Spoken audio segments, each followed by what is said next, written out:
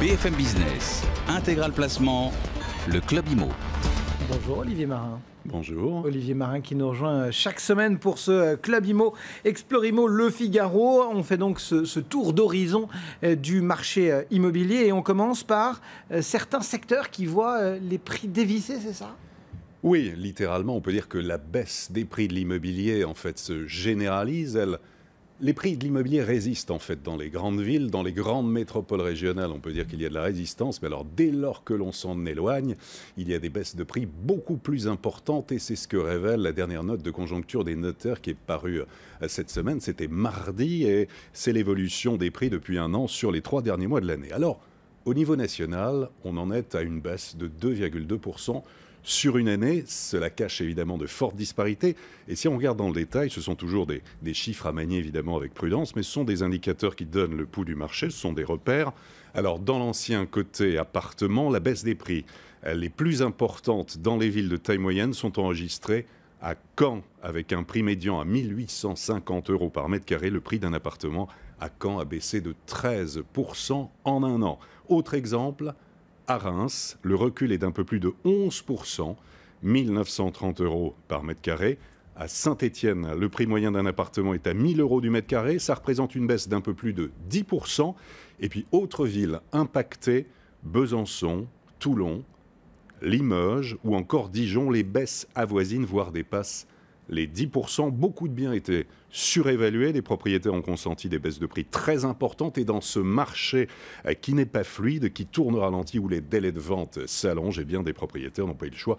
Et ça se répercute évidemment, Cédric, sur les résultats. Ces premières données que vous nous délivrez, Olivier, elles concernent les appartements. Est-ce que le mouvement est similaire sur les maisons, comme on dit ? Même phénomène sur les maisons. Et la baisse de prix la plus importante est enregistrée à Châteauroux. Châteauroux, 105 000 €, ça c'est le prix médian d'une maison à Châteauroux, ça représente une baisse de 15% sur un an.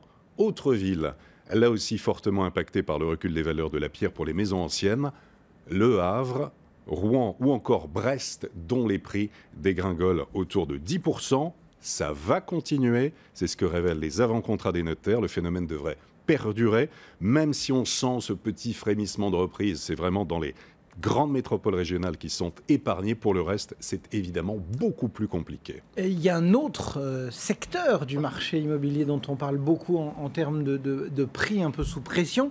Ce sont les résidences secondaires, c'est ça ? Il y a là aussi une espèce d'événement qui est en train de se produire. Oui, alors là, c'est littéralement la grande claque. Là, c'est la grande claque sur les résidences secondaires. Il y a en France 3 millions de ce qu'on appelle les maisons de vacances. Les propriétaires en profitent en moyenne, en gros, de leur résidence secondaire que 42 nuits par an. C'est ce que révèle l'Ipsos.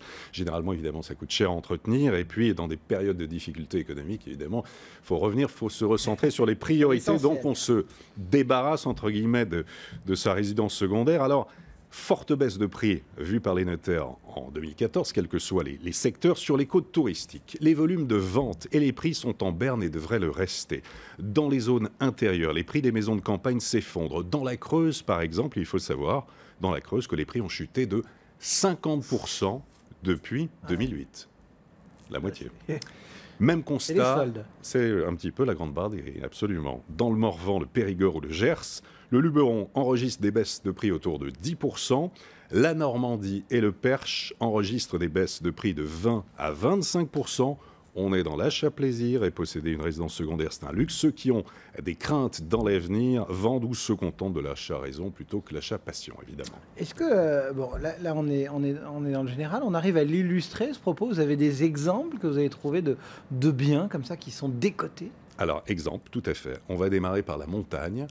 Si on va du côté de Châtel, en Haute-Savoie, qui compte près de 87% de résidences secondaires à Châtel, de grands chalets, 6 à 7 pièces de près de 100 mètres carrés, avec vue sur la vallée, sont vendus actuellement autour de 250 000 €. Ça, c'était complètement impensable il y a encore 3 ans. À la mer, dans le sud, Théoul-sur-Mer, 75% de résidences secondaires. On est dans les Alpes-Maritimes, sur un terrain de 140 mètres carrés, avec jardin, piscine, cours de tennis. Une villa mise en vente 298 000 €. Elle était à 100 000 € de plus il y a un an. Plus au nord, si on va à l'ouest, à Oulgat, cité balnéaire bien connue, Côte-Fleurie, 75% là aussi de résidences secondaires. Une maison 3 pièces avec jardin sur un terrain de 100 mètres carrés est vendu actuellement 138 000 €. Des affaires à faire. Absolument. Si on va à la campagne, dans le Perche, on est à 170 km de Paris. C'était le grand luxe. On se rappelle, il y a quelques années, le Perche avec la forêt, le golfe formidable. Eh bien, actuellement, à Bellem, dans le Perche, il y a une quinzaine de biens qui sont sous la barre des 100 000 €. Une maison de 5 pièces, 120 mètres carrés avec jardin, sur une parcelle de 475 mètres carrés, est vendue 55 000 €. Voilà donc des exemples de résidences secondaires. Avec les taux qu'on a, il y a des affaires à faire. Il faut ouvrir l'œil et évidemment, il y a des opportunités. Bon allez, on passe au Club Imo, Explore Imo, Le Figaro. Votre invité cette semaine, c'était le président des aménageurs lotisseurs de France. Roger Bellier, le président du SNAL, après une année 2014 difficile. Alors lui, il sent un frémissement de reprise, mais sur le marché de l'immobilier neuf. Parmi les nombreux sujets évoqués, le soutien aux primo-accédants. Faut-il maintenir l'aide personnalisée au logement, le dispositif APL Accession? Question posée à Roger Bellier. Et on écoute sa réponse. La loi de finances pour 2015 nous a dit d'une manière explicite que l'APL Accession était encore éligible pour les bénéficiaires du PTZ jusqu'au 31 décembre 2015, mais il ne faudrait surtout pas tuer ce début de reprise. Il faudrait donc pérenniser la possibilité pour un bénéficiaire d'un prêt à taux zéro de pouvoir bénéficier de l'APL Accession.